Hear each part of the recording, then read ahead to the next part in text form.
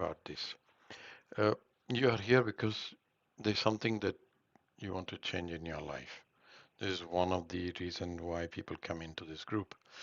And the way the group is created or the way it is structured is that we always start with a topic, and the topic is chosen so we can have 1 or 2 sessions on a topic. Sometimes we had four, or like we dealt with trauma or relationship, we went up to 5 sessions.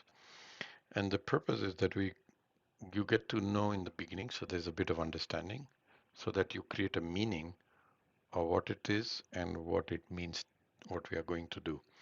And this is very important because once your brain understands what you're doing, then it allows you more easily, trusts the process so that you can then go to the next one, which is experiencing, because you're going to experience some form of change, transformation, and growth. And then we integrate all this back. So after the session is over, we have a Q&A where we are here open for about an hour. And the reason is that then you start to integrate, and that actually feeds into the topic, and then we keep going in these circles.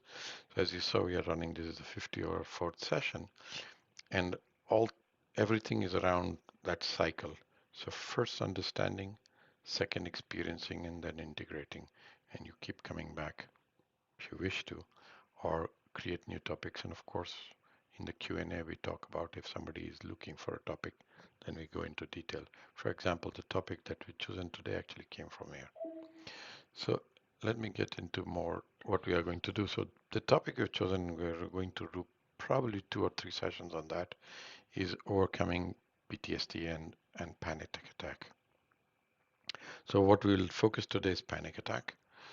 And where we'll go is, again, as I said, understanding a little bit to know why it happened, what are the impacts, and then get into how to overcome panic attack, give resources, approaches, and then we will experience it through IFS and if we have time, through sound as well. And then we'll come back at the end to do a Q&A. Okay, so now panic attack, what happens when people say, well, I have a panic attack? So they feel a sudden surge of intense fear, which is normally accompanied by strong body feelings. Okay, it could be uh, the palpitation goes up, heartbeat goes up, breathing becomes difficult, they cannot breathe properly, and they many times have catastrophic thoughts that, I'm going to die, I'm going to lose control. And even though it's not, they are not in danger, but they are feeling terrified being there. So when people get into what we call panic attack, you feel all of that. So perspiration, very high, rapid heartbeat, and difficult to breathe, uh, and that feeling of losing control or about to die. Okay, and it comes. There's a very strong sudden surge of intense fear. Now, where does it come from? The panic attack. So if you're under stress and or feeling very anxious, then any extra burden can trigger a panic attack. So if you're already under stress and anxious, and then something comes a little bit, or any event or anything happens, you get into a panic attack. Uh, People are more sensitive to feelings in the body, okay, uh, and they're likely to misinterpret that they are being dangerous. So I can give you example. I went through that uh, at the time of COVID. I started to have headaches, and I started to interpret them as if I have a tumor in my brain, and I was very serious. My thoughts were going there, and that actually led me to go into a panic attack. So I did a little bit of work for myself, and then came out, and actually the headaches went away.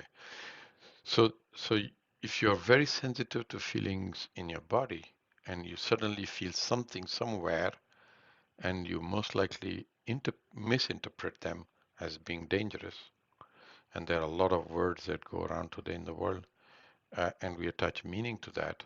Uh, and now this can come from past experience, from what you have heard, or even from legacies. Catastrophizing, which is thinking the worst case scenario, is something that is very common to trigger panic attack. These are learned, mostly learned, sometimes through exposures to caregivers, parents, who are always talking about that. And we spoke last time about legacy burdens for for people that have come from with parents or a grandparent that have gone through wars or through uh, what happened in Europe. Uh, they have this legacy of making worst case scenarios. So things are going to go wrong because it did go wrong at a point in time, but this is a learned behavior. If you're exposed to situations which can be location, I had somebody I work with, when she was 5 year old, she saw a fight in a stadium. It was impossible for her to get into any crowded place because people got killed and she saw that. Uh, or people, okay? It could be somebody that you went through in a childhood. I mean, specifically, I've gone through that sexual trauma. When you see the person, something you get into a panic attack, or similar conditions. A lot of people are fearful of being in a lift or in a closed room because somebody early on, I mean, I've gone through that as well.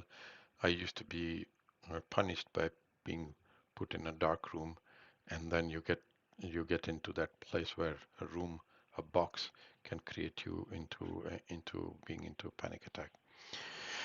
And people who are already conditioned with PTSD, OCD, or depression often experience panic attack as a result of elevated level of anxiety. So if they are already there, they have already gone through depression.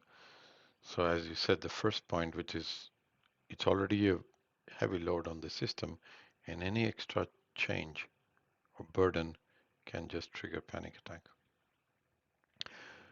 Now, knowing that, what can we do about it?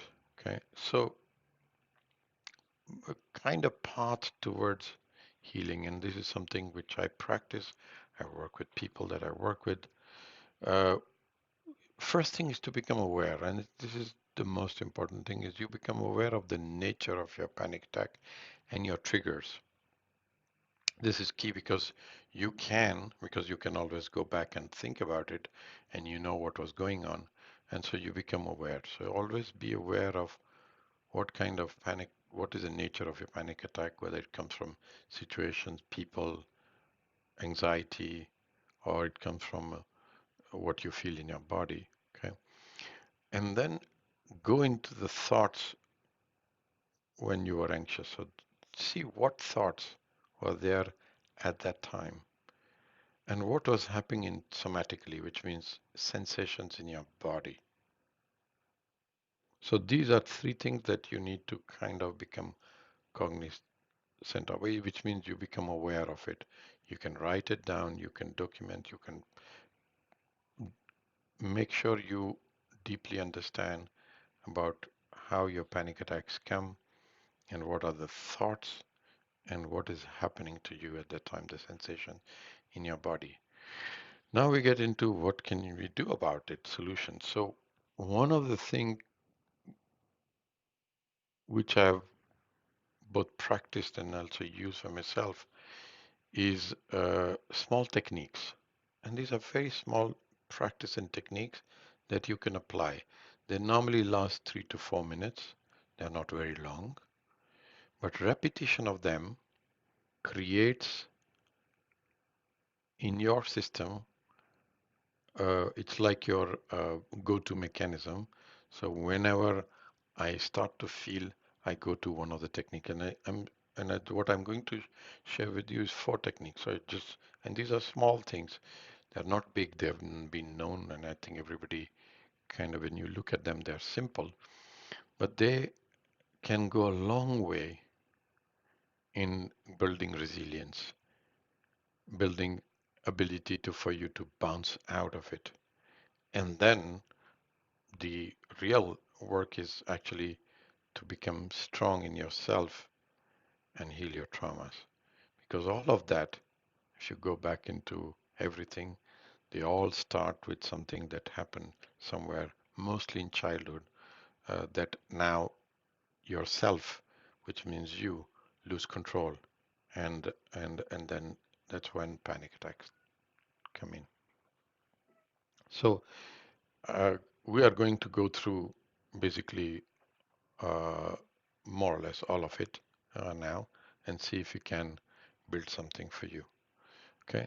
So what I want you to do is, and I think all of us have been in that kind of situation, most of us, and I just want you to assess your last panic attack whenever you think you had one. Okay. And just take a moment. You can take a piece of paper and assess it.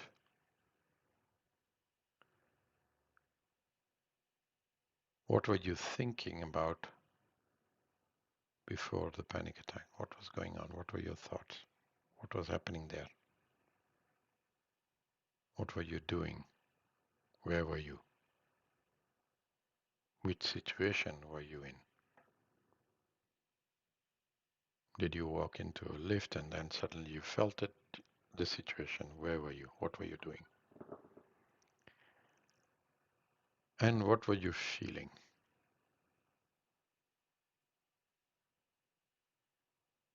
And what symptoms you experienced during the attack? So take a moment and see if you can note down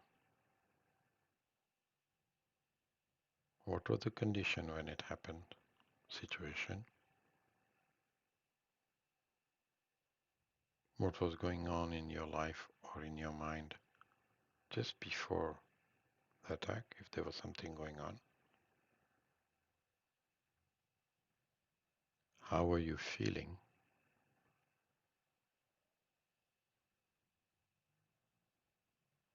And what symptoms you experienced during the attack?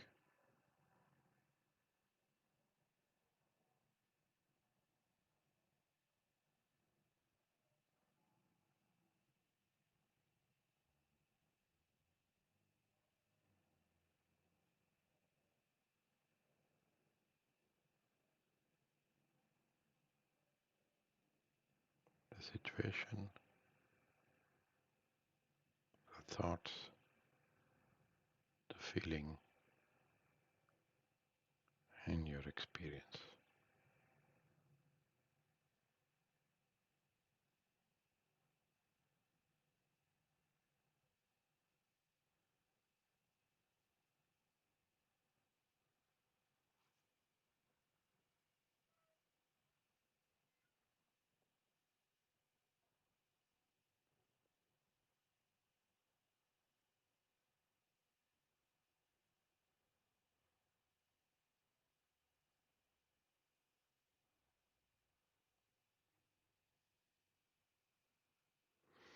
Now, I'm going to start by a couple of techniques.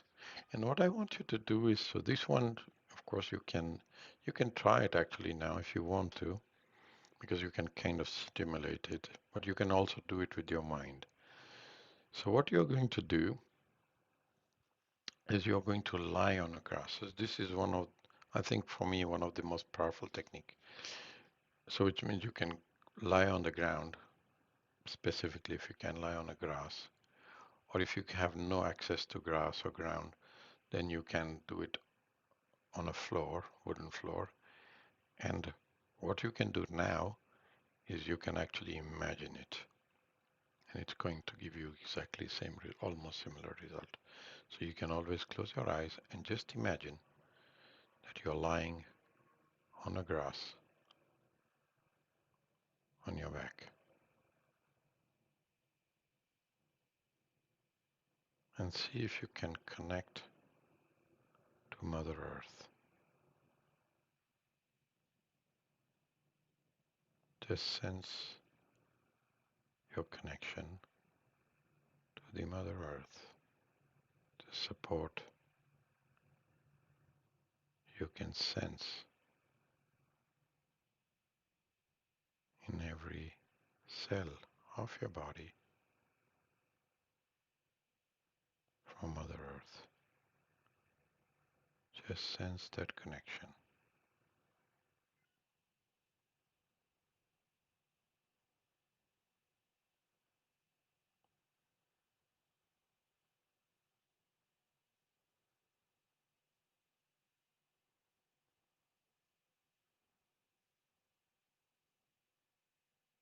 Feel the power of Mother Earth on your back and allow whatever energy or sensation to flow into your body.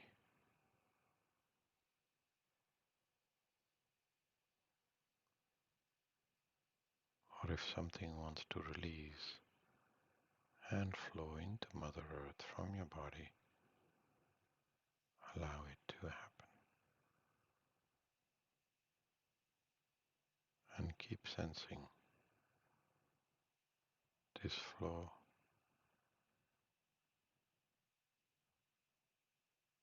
energy of support and unconditional love from Mother Earth into every cell of your body, and anything you want to release, leaving your body and being absorbed into Mother Earth.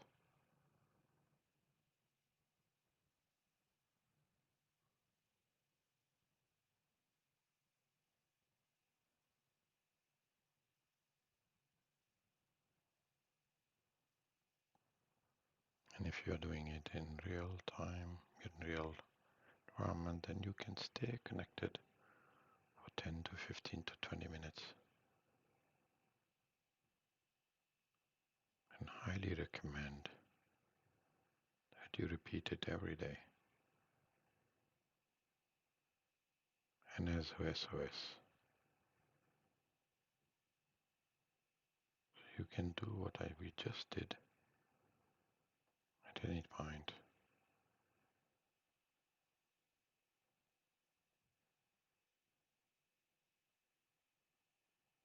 Of course, if you have access to Mother Earth and you can lie down, then it's something you can do. And just notice how it feels to you. Just notice, pay attention to that.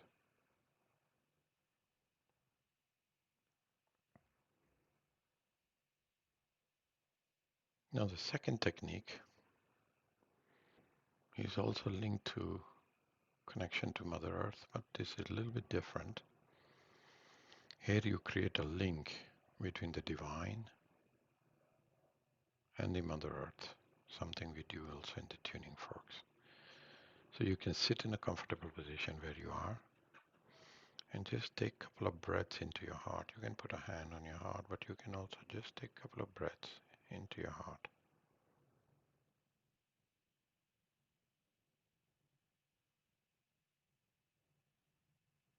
And now imagine you're floating 500 feet into the air. You're 500 feet up into the air. And imagine there's a white light which is floating down from heavens, entering your body through your head,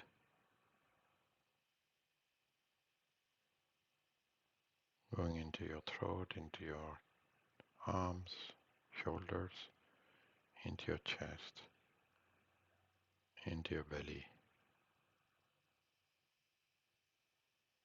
into your legs, through your feet. The light is going into Mother Earth, collecting all the energy of Mother Earth and coming back into your body through your feet and filling every cell of your legs, your belly,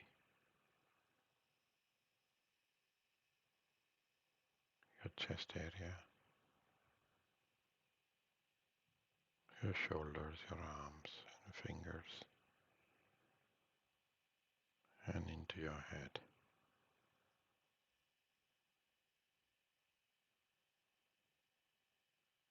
Feel and stay connected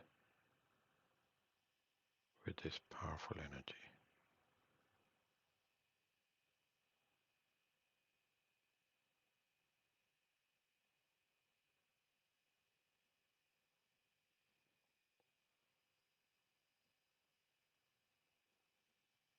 The third tool that's very powerful is to create what is called a safe place for yourself, especially for everything that may distress you. So do that what we can do together now. So imagine a secure container or a vault. It's a place where you can put any distressing material. Imagine it to be big and stable with a lock which can be opened by you only. It can be a chest, a big box, a jar, a pot. Use your imagination to create this vault.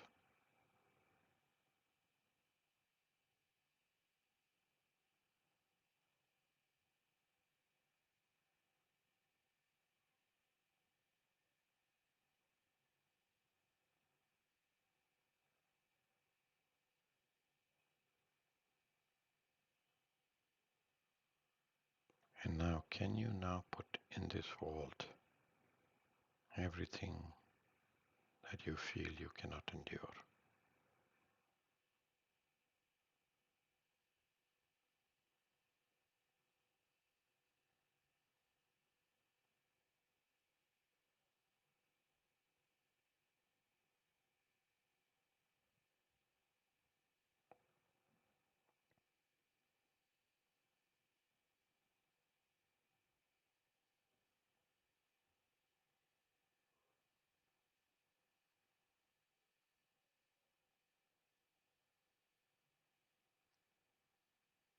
And you can remind yourself that at any time during the process today or later, you can always bring in the vault to store things that create too much psychological reaction.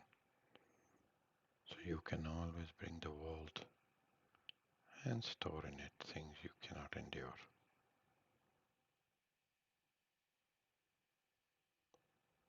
It is kept in the safe, and only when you wish to open and work in any therapy or process, you will bring it out. So it doesn't overwhelm you during your day-to-day work.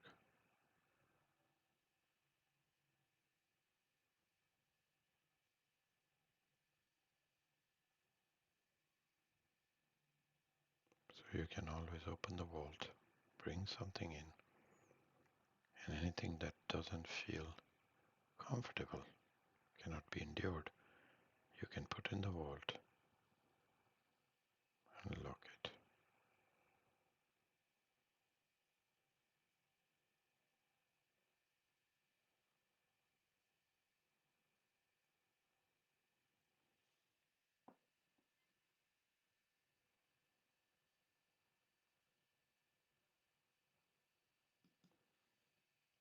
Now the last one is a we call attitude breathing. This comes from heart math, and it's a very powerful tool, probably one of the most powerful apart from grounding. So it allows you to switch your state. So this is a very powerful tool, especially when you feel you're getting into the attack. You can use it immediately. What you do is the following. You recognize that you are getting into a panic state or something is going on. You recognize the feeling. You can notice it. And what you do is you put your hand on your heart, just in the middle of your chest, and you repeat to yourself that I'm going to breathe slower and deeper into my heart.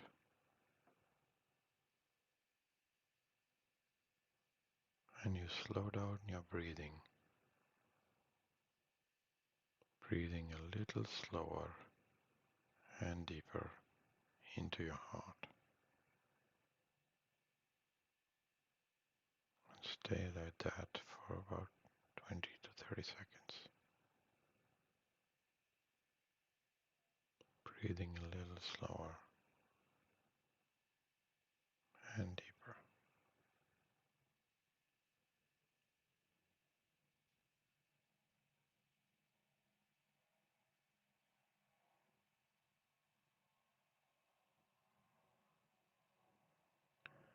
And now bring in any emotion that you want to replace it with. It can be joy, it can be gratitude, it can be love, any emotion. So feel joy and continue to breathe into your heart, slower and deeper, but bringing in joy. You can think about something from your past where you were very happy. Just bring it in and continue to breathe slower and deeper while feeling that emotion that you brought in.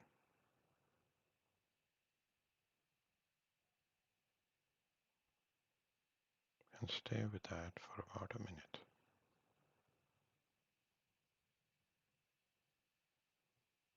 feeling joy, gratitude, or love, or whatever emotion you want to bring in.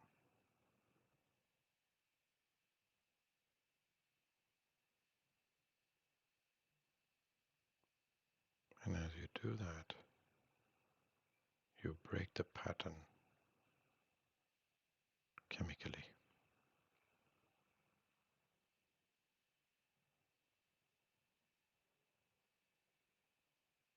And if you practice this enough time every day, you can literally stop any kind of panic attack happening in the moment.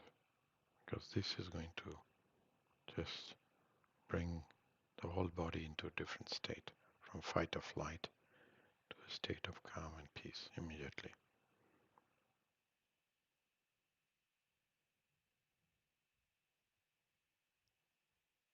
Now what we are going to do is I want to get into when you did your assessment of the previous time of a panic attack, just see if you can connect to that part. So connect to that event.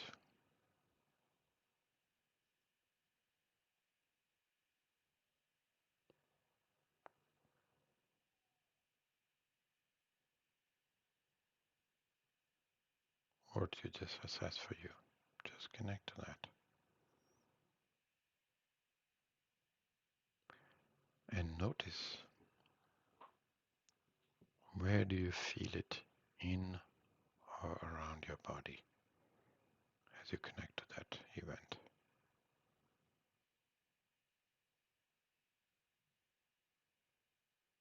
Just notice, where do you feel it in or around your body. Any sensation.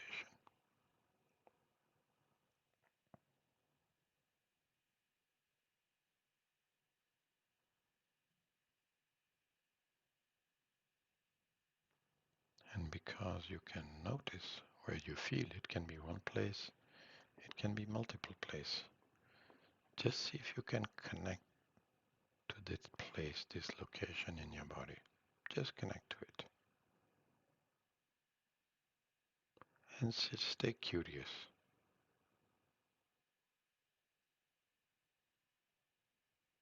And just connect to it.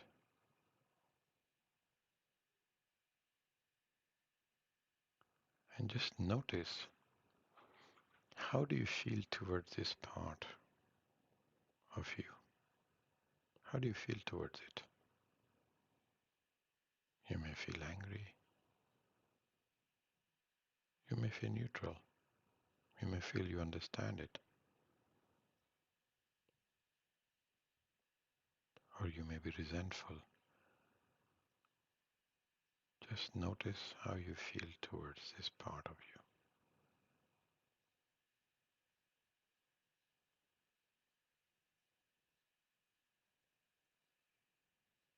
Now, this part of you holds the energy of whatever happened in the past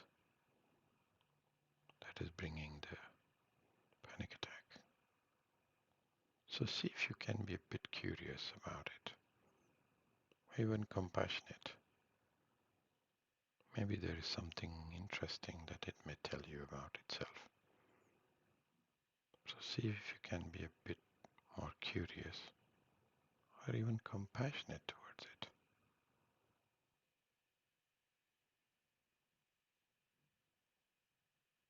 And now notice, how is that sensation in or around your body?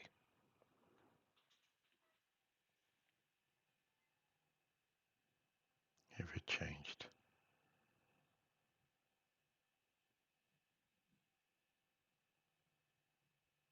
Now from this place of being curious,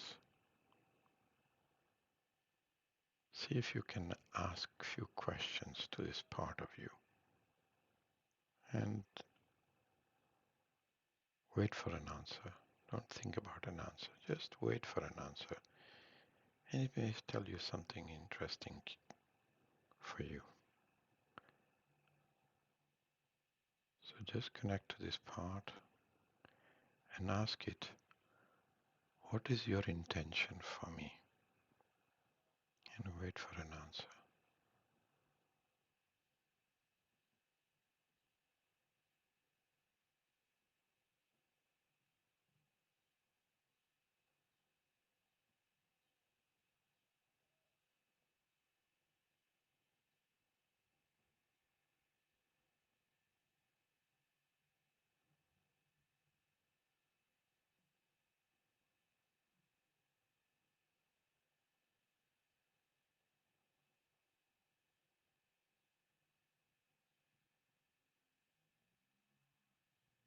And see if you understood what it told you.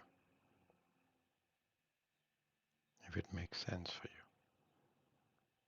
And acknowledge it. Back to the part. I get it. And staying in that curious place, ask it another question.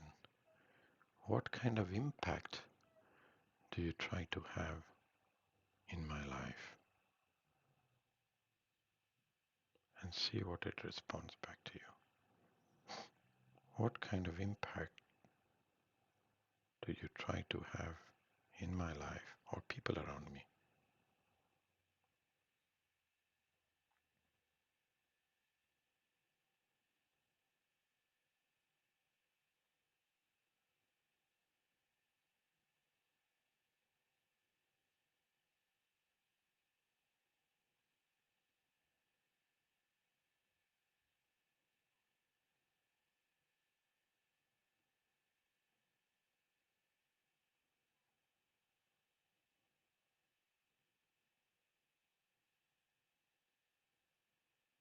So it told you his intention. It told you what kind of impact. See if you can still stay curious and even compassionate towards it. And ask it another question. What are you afraid would happen to me? And let it respond.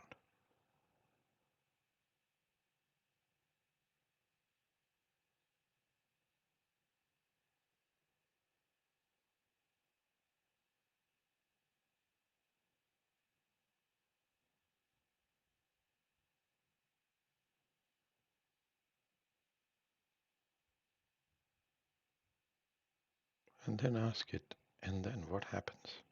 So you're afraid of that would happen, and then what happens?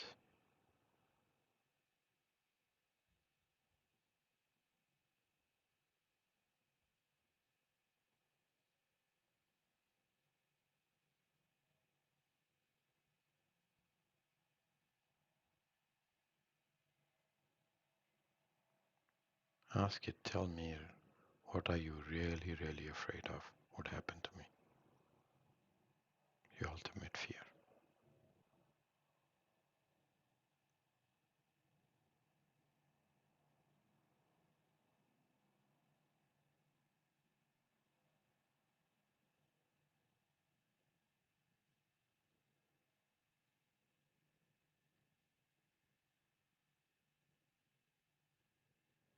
Now, what you heard was what it was trying since a long time to protect you from.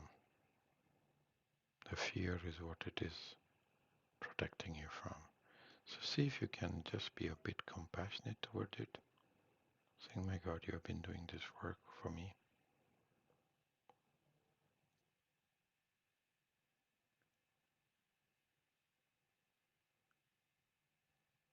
And then ask her another question. Since when are you doing things for me? How old are you?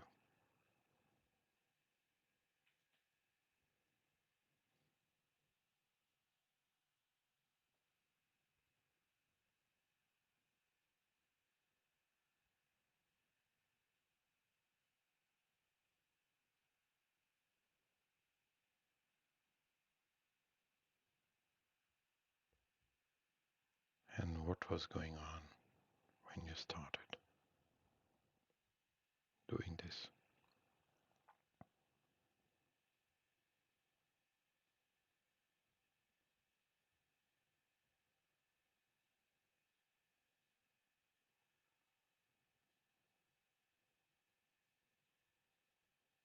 Now see if it makes sense to you what it just told you, and acknowledge it back to it. Acknowledge its presence, and notice how the sensation is changing in and around your body.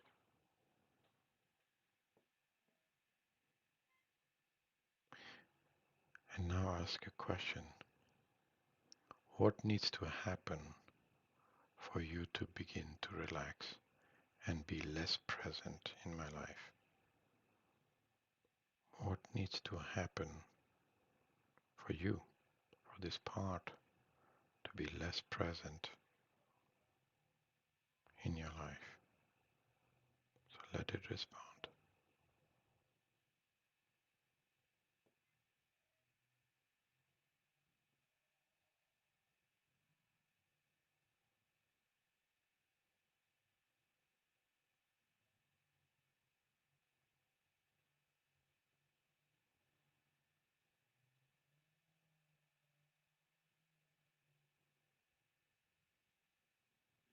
And you can ask again, saying anything else that need to happen for you to be less present in my life, and wait for a response.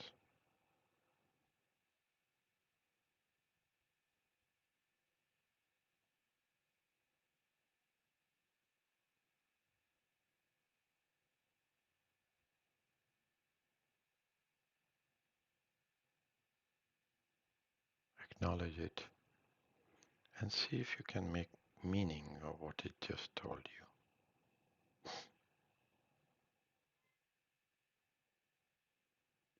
And note it in your mental mind. Just take note of it and know there is something for you to do, because it asks you what needs to happen for it to relax and be less present. So acknowledge it and notice now notice how it feels in and around your body, where you felt that in the beginning, thinking about the panic attack.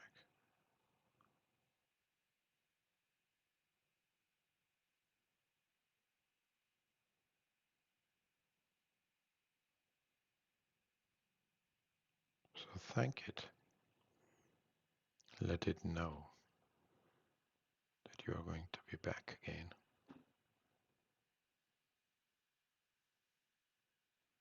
And speak to it.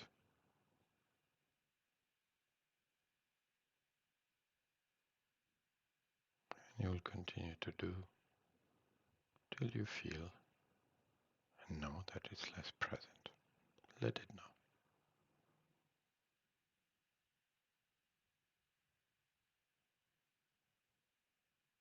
And see how it reacts to you.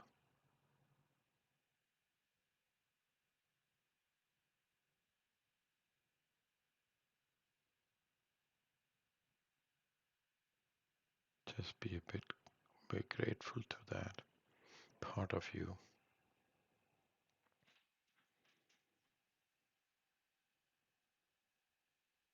And when it feels okay, you can start to come back and take a moment to open your eyes, relax a bit. And if you want to write something, don't hesitate to write. And I will prepare for the sound. So take a moment to just, if you want to stretch your legs, if you want to write something, do that. And we will start again.